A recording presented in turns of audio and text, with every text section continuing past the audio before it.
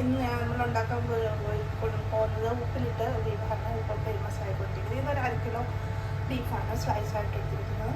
ഇതൊക്കെ ചേരുവകൾ പച്ചക്കായ, ഏത്തക്കായ ഒരെണ്ണം എടുത്തിട്ടുണ്ട്, ഒരു 5-6 പച്ചമുളക് 4 ഞാൻ കാന്താരി ഒരു 5 ഇട്ടിട്ടുണ്ട്, പിന്നെ ഒരു 3-4 വെളുത്തുള്ളി അരിഞ്ഞിട്ടുണ്ട്, കൊച്ചുള്ളി ഒരു 8-9, പിന്നെ ചെറിയൊരു ഇഞ്ചി ഇവിടെ ചെറുതായിട്ട് അരിയാൻ വെച്ചിട്ടുണ്ട്, ഒരു 3-4 ഉണക്കമുളക്, വെളിച്ചെണ്ണ, പിന്നെ കുരുമുളക് പൊടി, നമ്മുടെ മഞ്ഞൾപ്പൊടി, പിന്നെ ഇത് നമ്മുടെ ഉപ്പ്.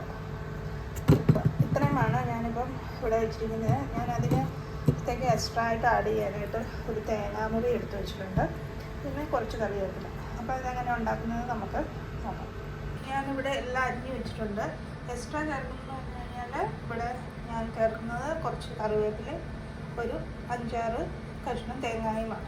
ഇവിടെ സവോള ചെറുതായിട്ട് അരിഞ്ഞ് വെച്ചിട്ടുണ്ട്, ചെറിയ ഉണക്കമുളക് 3, ഇവിടെ വെളുത്തുള്ളി ഇഞ്ചി പേസ്റ്റ് ആക്കിയിട്ടുണ്ട്, കുറച്ച് ചെറിയ ഇഞ്ചി ഒരു 5-6 വെളുത്തുള്ളിയും കൂടെ, കാന്താരി ഇവിടെ ചതച്ച് വരുന്ന, കൊച്ചുള്ളി ഇവിടെ ഞാൻ അരിഞ്ഞ് വെച്ചിട്ടുണ്ട്. പിന്നെ ഇത് നമ്മൾ ഇഞ്ചി വെളുത്തുള്ളി നീളത്തിൽ അരിഞ്ഞിരിക്കുകയാണ്. ഇഞ്ചി ഈ ഒരു നീളത്തിൽ അരിഞ്ഞ് വെച്ചിരിക്കുകയാണ്. അപ്പം നമുക്ക് എല്ലാം കൂടെ, ഞാനിവിടെ കുക്കറിലാണ് ഉണ്ടാക്കുന്നത്, നമുക്ക് എല്ലാം കൂടെ ഇതിനകത്തേക്കാണ് ചേർത്ത് കൊടുക്കാം. ഓക്കെ ഓക്കെ ഇനി നമുക്ക് ചേർക്കേണ്ടത് ആവശ്യത്തിന് ഉപ്പ് ചേർക്കാം. ആവശ്യത്തിന് ഉപ്പ് ചേർക്കാം.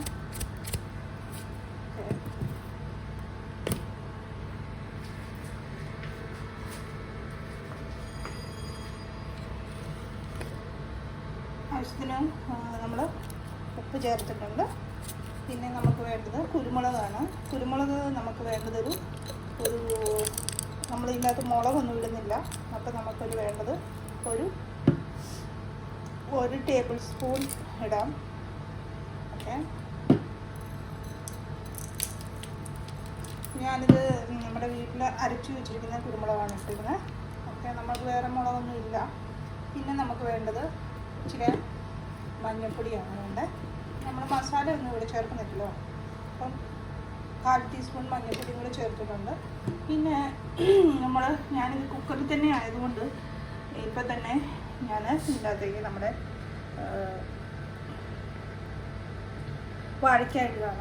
വാഴയ്ക്കാണ് ഇട്ട് കൊടുത്തു. ഓക്കെ, നമുക്ക് ഇച്ചിരി വെള്ളം ആവശ്യമുണ്ട്. ഒത്തിരി ഇനി നിങ്ങൾക്ക് ചാറായിട്ടാണ് വേണ്ടതെങ്കിൽ കുറച്ചുകൂടെ വെള്ളം യൂസ് ചെയ്യാം. ഇത് ഇപ്പോൾ 1 ഗ്ലാസ് വെള്ളമുള്ളൂ. ഇത് നമുക്ക് ഇതിനകത്തേക്കാണ് ഒഴിക്കാം. എന്നിട്ട് നമുക്ക് ഇനി വേണ്ടത് പറഞ്ഞാൽ നമുക്ക് വേണ്ടത് വെളിച്ചെണ്ണയാണ് വേണ്ടത്, വെളിച്ചെണ്ണ. അപ്പം ഇത്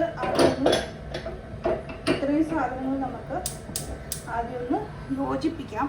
ഓക്കെ, ഇത്രയും കൈ കൊണ്ട് തന്നെ നമുക്ക് ഞെരടി ഒന്ന് യോജിപ്പിക്കാം. ഓക്കെ, അത് കഴിഞ്ഞിട്ട് ലാസ്റ്റാണ് നമുക്ക് എണ്ണ ചേർക്കേണ്ടത്.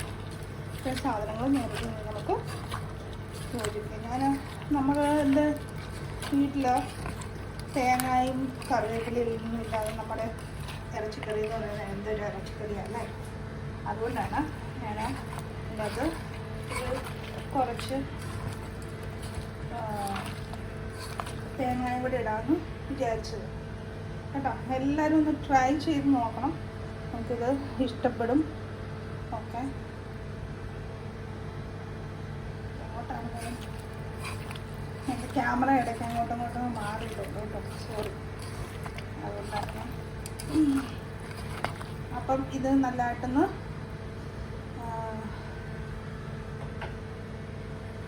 തിരുമ്മി വെച്ചിട്ടുണ്ട്. നമുക്ക് അതിൻ്റെ അകത്തേക്ക് നമ്മുടെ വെളിച്ചെണ്ണ ഒഴിക്കാം.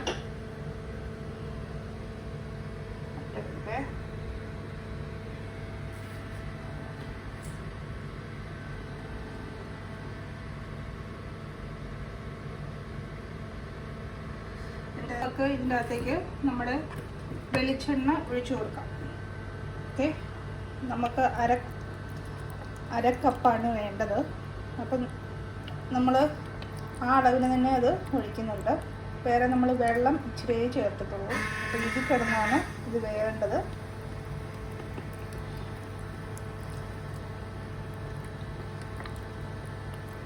ഇനി നമുക്കൊരു 6 വിസിലിന് നമുക്കിതൊന്ന് വേവിക്കാൻ വേണ്ടി വയ്ക്കാം. ഓക്കെ, ഓൾമോസ്റ്റ് 1/2 കപ്പ് എണ്ണയായിട്ടുണ്ട്. ഓക്കെ, ഇത് ഉണ്ട്, ഇതിൻ്റെ അകത്ത് നെകക്ക് വന്നിട്ടുണ്ട് എണ്ണ, നിങ്ങൾക്ക് കാണാൻ പറ്റുന്നത്. ഓക്കെ, അപ്പം നമുക്ക് ഇതൊന്ന് അടച്ചു വെച്ച് ഒരു 6 വിസിലിന് നമുക്ക് വേവിച്ചെടുക്കാം. നമുക്ക് മീഡിയത്തിൽ ഗ്യാസ് ഓൺ ചെയ്യാം.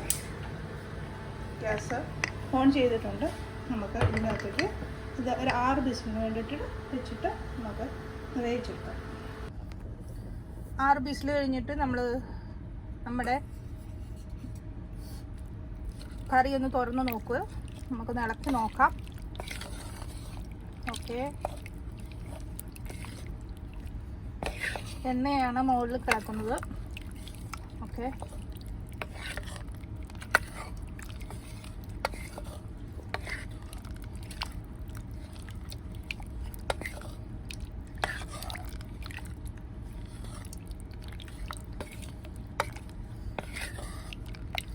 അപ്പോൾ നമുക്ക് നോക്കാം നമ്മുടെ കഷ്ണങ്ങളൊക്കെ വെന്തിട്ടുണ്ടോ എന്ന് നോക്കാം. കഷ്ണമൊക്കെ നല്ലതായിട്ട് വെന്തിട്ടുണ്ട്. നമുക്കൊന്ന് സെർവിങ് ഡിഷിലേക്ക് ഇതൊന്ന് സെർവ് ചെയ്തിട്ട് നമുക്കൊന്ന് ടേസ്റ്റ് ചെയ്ത് നോക്കാമേ. ഇത് സെർവിങ് ഡിഷിലേക്ക് മാറ്റിയിട്ടുണ്ട്. നമ്മുടെ വാഴയ്ക്കയാണ് ഈ കിടക്കുന്നത്. വാഴയ്ക്ക എണ്ണയാണ് മുന്നിലുള്ളത്. നല്ല ചൂടാട്ടോ. ഞാൻ ഇച്ചിരി ഒന്ന് ടേസ്റ്റ് ചെയ്ത് നോക്കാവേ.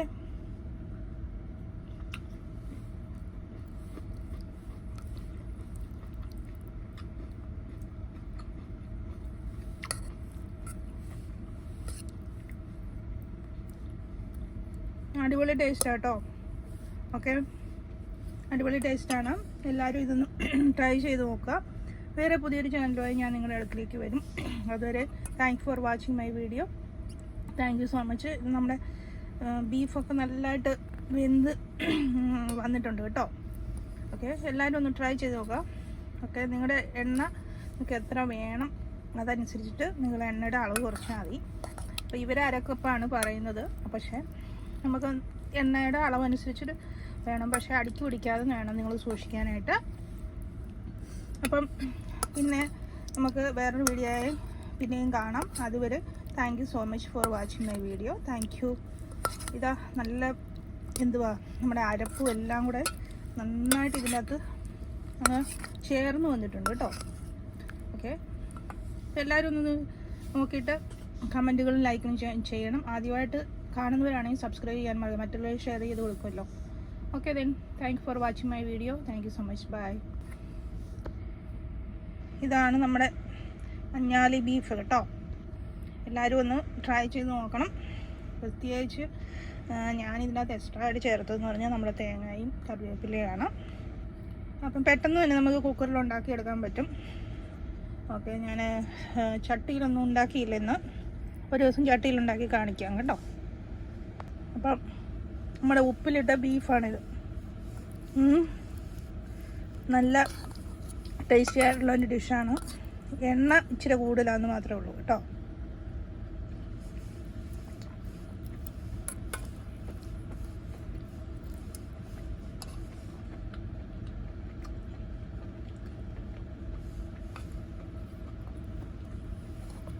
ചൂടോടെ ആയതുകൊണ്ടായിരിക്കും കുറച്ച് കഴിയുമ്പോൾ എനിക്ക് തോന്നുന്നു കുറുകി ഇതിലോട്ട് പിടിക്കുമെന്ന് തോന്നുന്നു കേട്ടോ. അപ്പോൾ നന്നായിട്ടെല്ലാം വെന്തിട്ടുണ്ട്. അപ്പോൾ എല്ലാവരും ഒന്ന് ട്രൈ ചെയ്ത് നോക്കാം കേട്ടോ. ചൂടോട് കൊണ്ടുതന്നെ സെർവ് ചെയ്യുക, ചപ്പാത്തിയോടെയോ ചൂണ്ടോടെയോ ഒക്കെ. Okay, thank you.